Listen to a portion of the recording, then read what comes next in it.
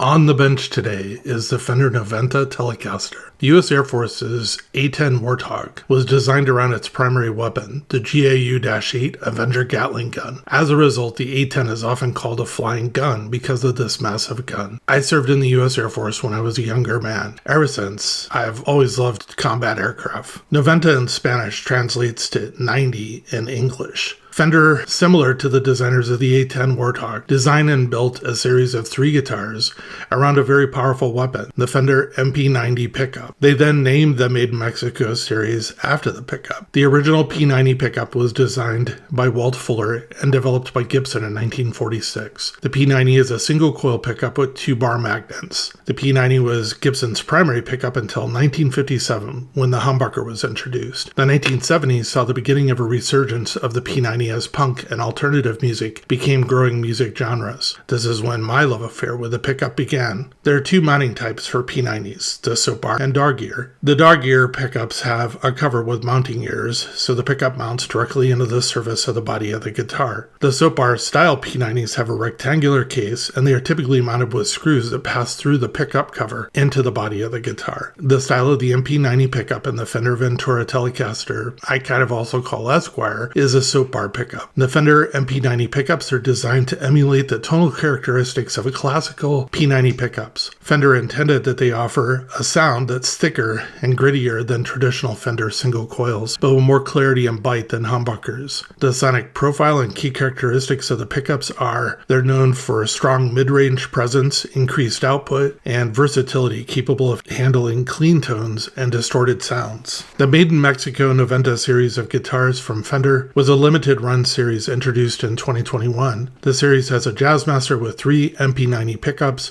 a Stratocaster with 2 MP90 pickups, and the guitar on the bench today, a Telecaster style guitar with only 1 MP90 pickup.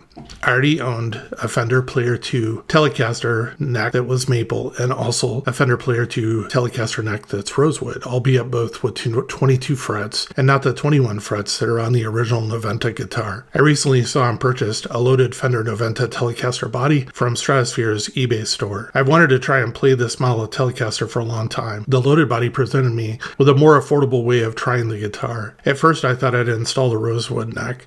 I did, and it just didn't work properly for me. It just didn't look right, didn't seem to play right. The blonde body was meant to have the maple neck. New, the guitar goes for $999, and used, you can find one for between $485 and $674, depending on condition. The guitar comes in 2 colors of blonde and Fiesta red. The older solid body has a gloss poly finish. The bridge is a string-through type, but it's a half-cut bridge, which is usually put on Telecasters that have humbucker pickups. The electronics consist of a single Fender MP90 bridge pickup, a single volume, and a single tone control. The maple neck has a 9.5-inch radius, nut width of 1.65 inches, 21 frets originally, but mine has 22, and a scale length of 25.5 inches. I have become a collector when it comes to collecting guitars with P90 pickups. I didn't choose to do this, I guess I just started doing it a ways back. Out of the last 20 guitars that I've purchased in the last year, 11 of them have been with either 1 or 2 P90 pickups in the mix.